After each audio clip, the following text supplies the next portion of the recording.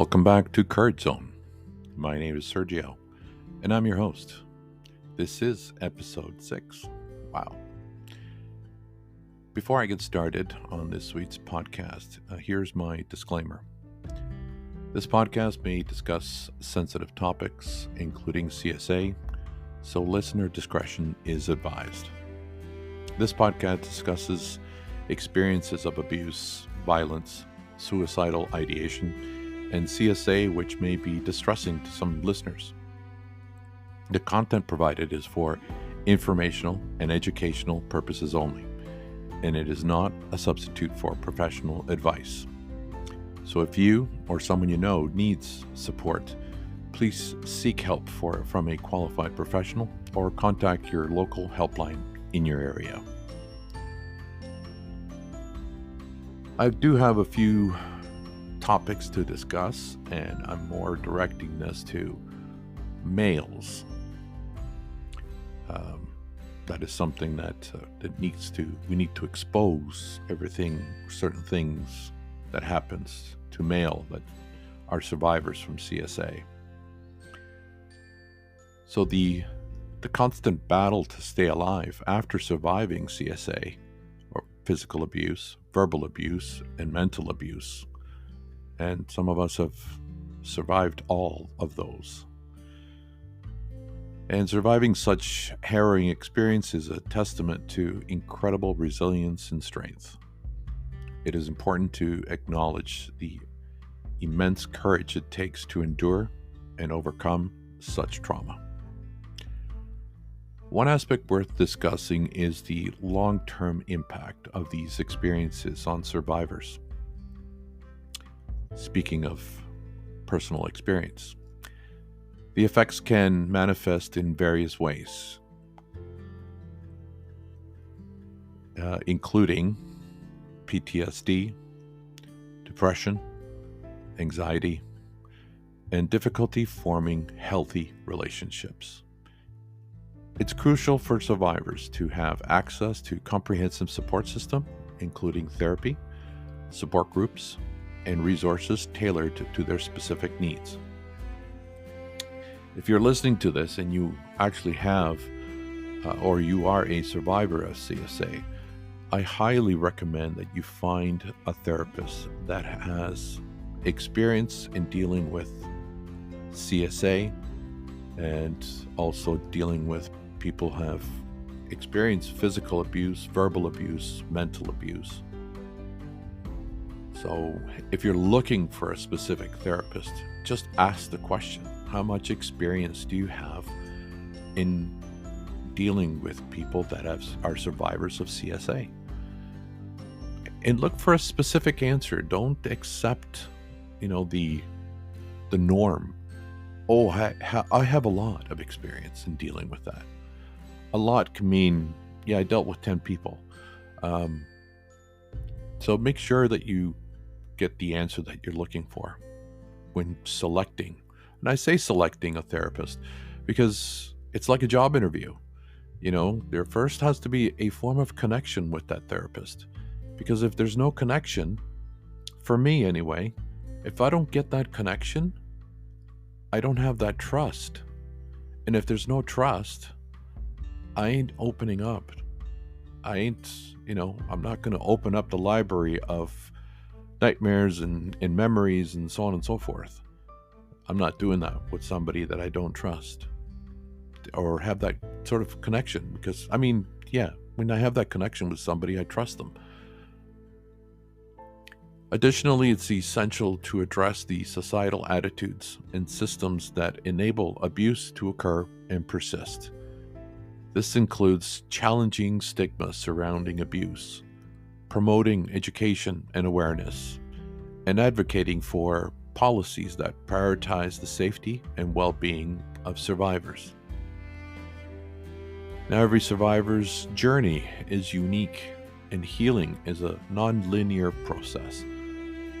But with the right support and resources, survivors can reclaim their lives and find hope, healing, and resilience. And just to mention again, one of the places that is quite the advocate in making every attempt to change policies, whether it be provincial policies or federal policies. It's the Gatehouse. They, they have made strides in changing policies. Maybe on my next episode, I'll bring up some of those things that they've done. But if you need help, that is the place to turn to. They do face-to-face or person-to-person type of therapy groups, support groups, but they also do these support groups online through Zoom. And I can attest to that. I'm currently facilitating what they call phase 1 I'll be starting actually pretty soon. And I think it's a fantastic thing. There's nothing like this form of support group. The next item is the mental thinking surrounding CSA and the always being tired and holding on in order to not commit suicide. The mental landscape of a survivor of CSA who is grappling with exhaustion and thoughts of suicide is often fraught with a complex interplay of emotions, memories, and coping mechanisms. First, the lingering effects of CSA can weigh heavily on a survivor's mind, leading to feelings of despair, hopelessness, and worthlessness. The trauma of CSA can erode one's sense of self-worth and contribute to distorted thinking patterns, making it difficult to see a way out of the pain and suffering. I can attest to that entire sentence or small paragraph. I can. I've been there. And I am still there. In one form or another, I'm still there. And maybe that'll never go away, but over time, it has gotten a little bit better. And like I always say, okay, so today I'm not having such a great day, but tomorrow it could be better, so I'm just going to hang on to one more day. That's how I was doing it at the beginning. Today is a pretty rough day. Maybe tomorrow it'll be a little bit better. And so tomorrow maybe it was a little bit better. And so when I woke up that morning, I would say, today's not a bad day. I'm feeling a little better than yesterday. Well, maybe tomorrow will be better.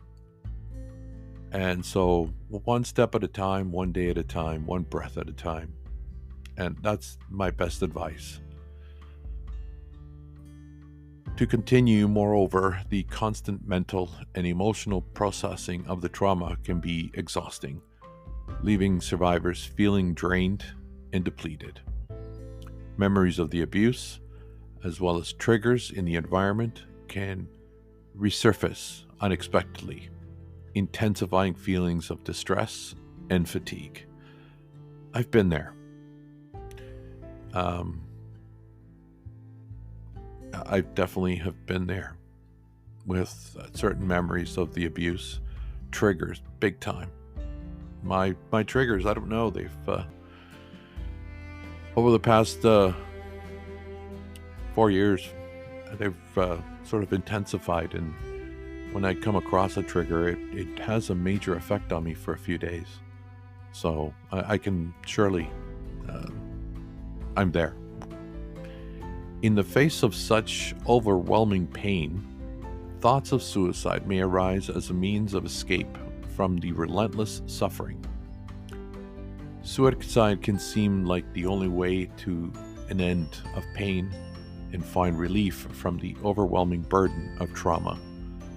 Additionally, survivors may struggle with feelings of guilt and shame, believing that they are a burden to others or that they do not deserve to live.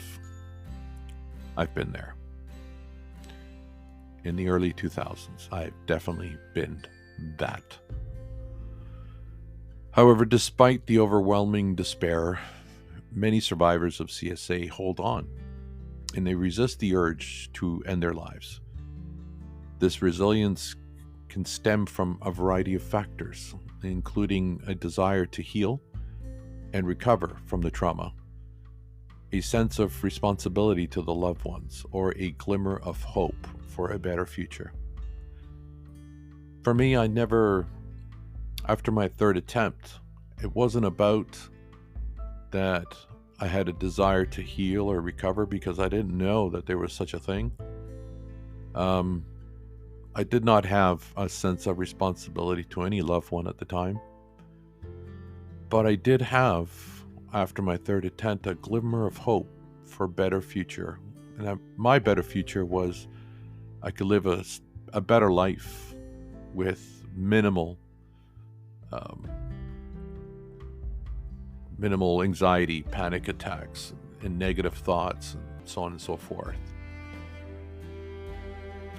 And I drew the strength from me and the man above. Now, I wasn't just looking for hope. It was that day that I developed faith. I needed to have faith. Faith from the man above. To be able to say, I trust him. Definitely trust him. And I hope he can provide me a better path into the future. Survivors may also draw strength from their support system, whether it be friends, family, therapists, or support groups. The presence of supportive relationships can provide a lifeline for survivors, offering comfort, validation, and encouragement to keep on going, even in the darkest moments. Now, I've developed over the years, and I say over the years, a support system, which is my support system today, is very strong. I know that I can depend on, first of all, my spouse, my wife. She has been the rock that I've needed right from day one. And I say day one because it was shortly, I'm going to say roughly about 3 months in, that I realized that things were getting serious. And I had to take a chance. Not chance on a relationship, but chance to disclose to her of my past. I guess you can call it my secret, or a skeleton in the closet. But her reaction was not what I was expecting.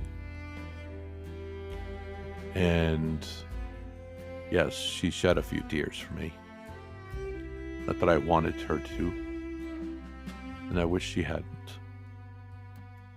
Because that's not my intention at the time of telling her, and for her to break some tears. I know why she did that, or why she shed some tears, but things like that, for me, I don't, when I see somebody that has cried or crying because of what I said or what I've done, that hurts me just as much as it's probably hurting them. So, anyway, she's been a rock.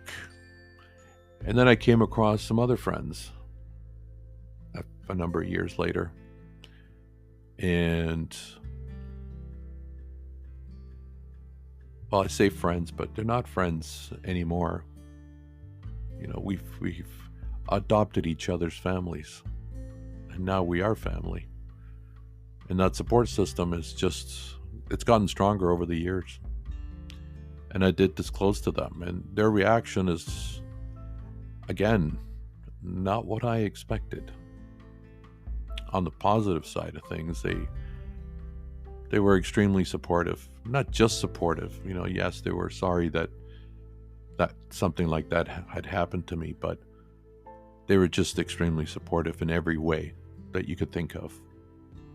And thank you for that. And once I know you start listening to this podcast, you'll know exactly who you are. I'm not going to mention names, but thank you.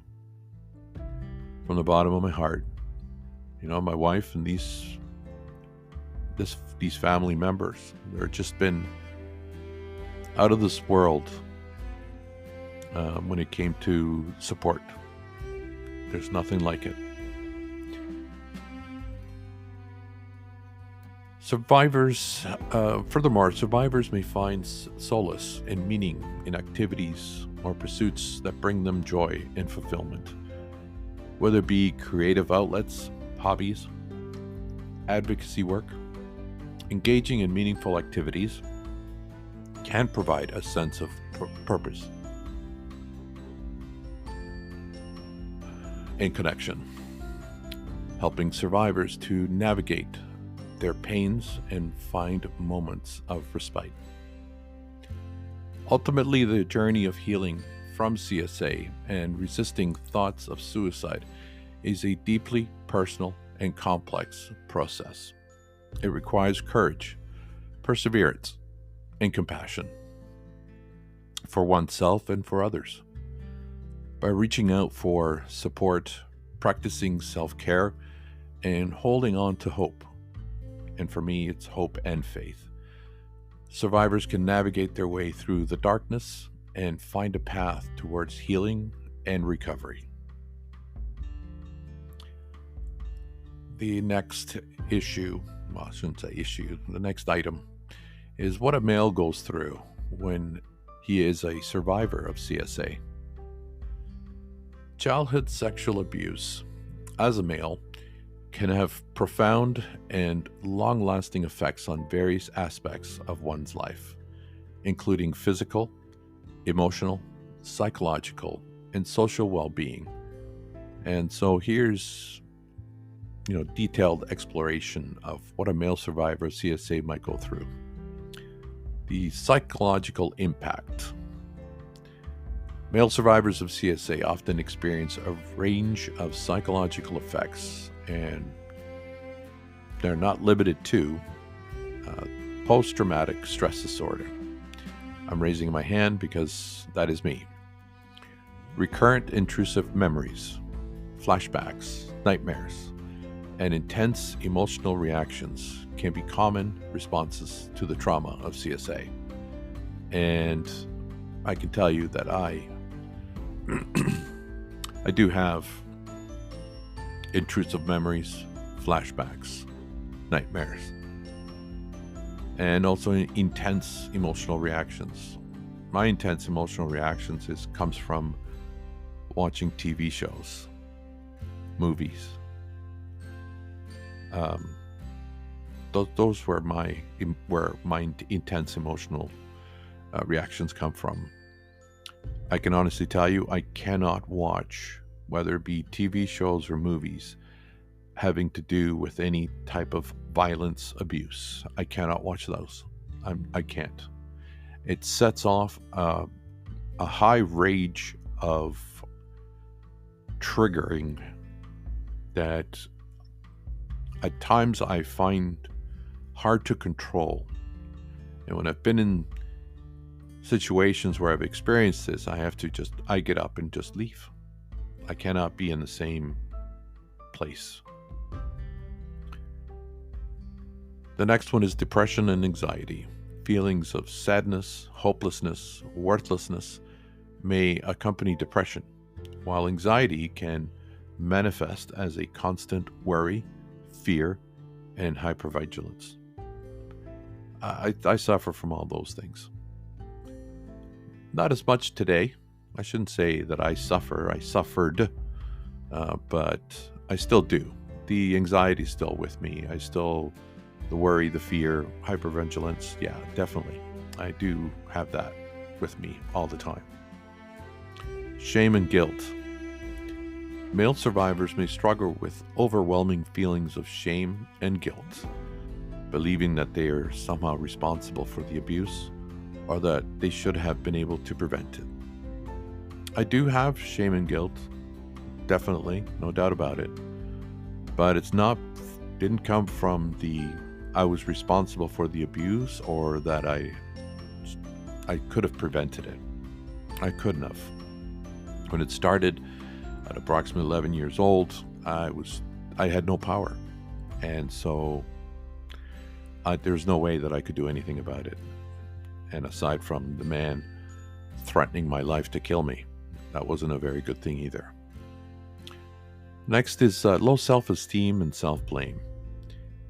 Childhood sexual abuse can undermine a survivor's sense of self-worth and lead to negative self-perceptions, self-criticism, and self-doubt. Definitely for me. I do have those negative self-perceptions, self-criticisms. Definitely, I have those with me. Trust issues. Male survivors may have difficulty trusting others, including family members, friends, and intimate partners, which can hinder their ability to form and maintain healthy relationships. Do I have trust issues? Definitely. I have difficulties trusting others, which include my blood family. Definitely. I don't trust them as far as I could throw them.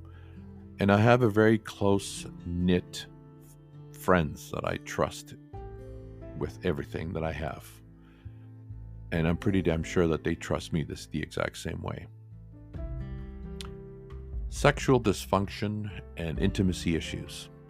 CSA can impact a survivor's sexual functioning and intimacy, leading to issues such as ED, performance anxiety, avoidance of sexual activity, and difficulty forming intimate connections. I guess it doesn't affect everybody, all males, because I don't have any of those issues, honestly. Substance abuse and self-harm. Some male survivors may turn to substance like alcohol or drugs as a way of coping with emotional pain of abuse. Additionally, self-harming behaviors may serve as a means of managing overwhelming emotions or expressing inner turmoil. As I mentioned before, I did abuse. I did have a substance abuse, alcohol and drugs in my teens, in my 20s. You know, what does it say when you start smoking and drinking at approximate age of 13 or 14 years old? I think I started smoking at 14. But I had my taste of alcohol before that. But yeah, I can't say that I have that now. Physical impact. While the physical consequences of CSA may not always be immediately apparent, they can manifest in various ways, like chronic pain and medical conditions. Male survivors may experience chronic pain, headaches, gastrointestinal problems, and other somatic symptoms as a result of the trauma. Sexual health issues. CSA can contribute to sexual health problems such as sexually transmitted infections, STIs, reproductive issues, and chronic pelvic pain. I don't have any of those. Sleep disturbances.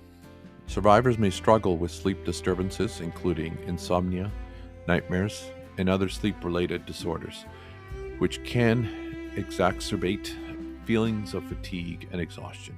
Definitely, I'm there. Emotional impact. Male survivors of CSA often grapple with complex and intense emotions, including anger and rage, and I've mentioned rage many times. Feelings of anger and rage towards the abuser, oneself, and others who may have failed to protect them can be common responses to trauma. Sadness and grief. Male survivors may experience profound sadness and grief over the loss of innocence, trust, and a sense of safety that the abuse has caused. Definitely, I still experience those. Emotional numbing and detachment. Some survivors may detach emotionally as a way of coping with overwhelming emotions, leading to feelings of numbness, emptiness, and dissociation. Emotional dysregulation.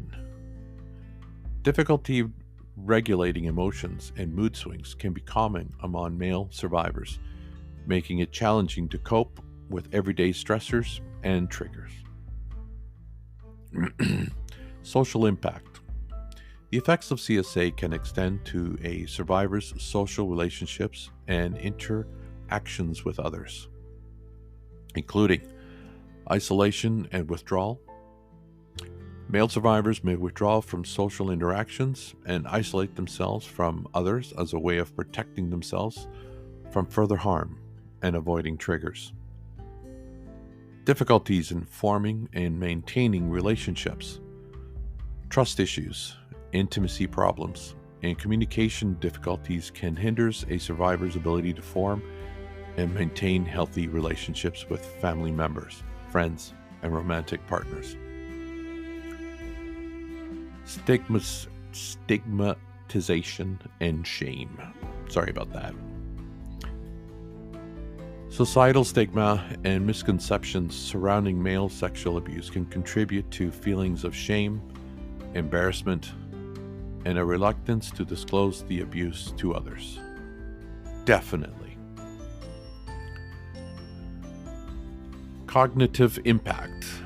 The trauma of CSA can affect a survivor's cognitive functioning and thoughts of processes, leading to difficulty concentrating and memory problems. Male survivors may struggle with concentration, memory, retrieval, and cognitive functioning, which can impact academic or occupational performance. Impaired decision-making and problem-solving skills. CSA can affect a survivor's ability to make a sound decision, solve problems effectively, and navigate life's challenges. Spiritual impact. The trauma of CSA can also affect a survivor's spiritual beliefs and outlook, leading to questioning of faith and belief system.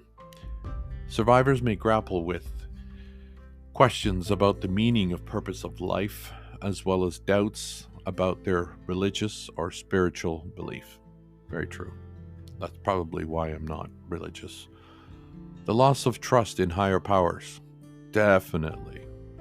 CSA can shake a survivor's faith in higher powers or spiritual authorities, leading to feelings of betrayal, anger, and disillusionment.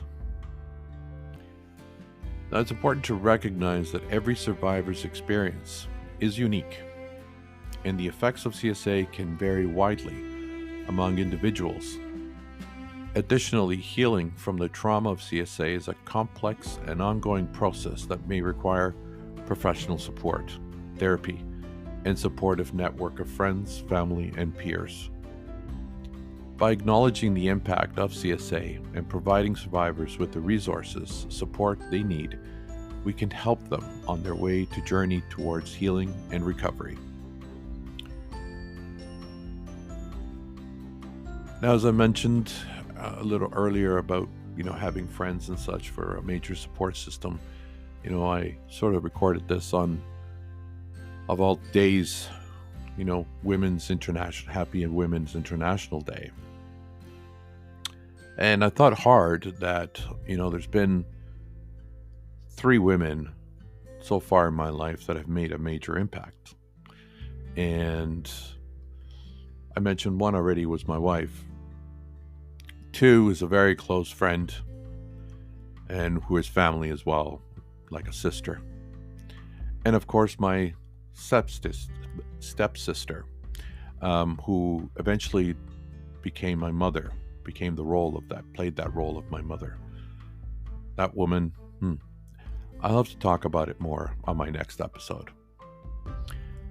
As we come to the end of today's episode, I want to extend my deepest gratitude to each of you for joining me in this important conversation about childhood sexual abuse and the overthinking at times.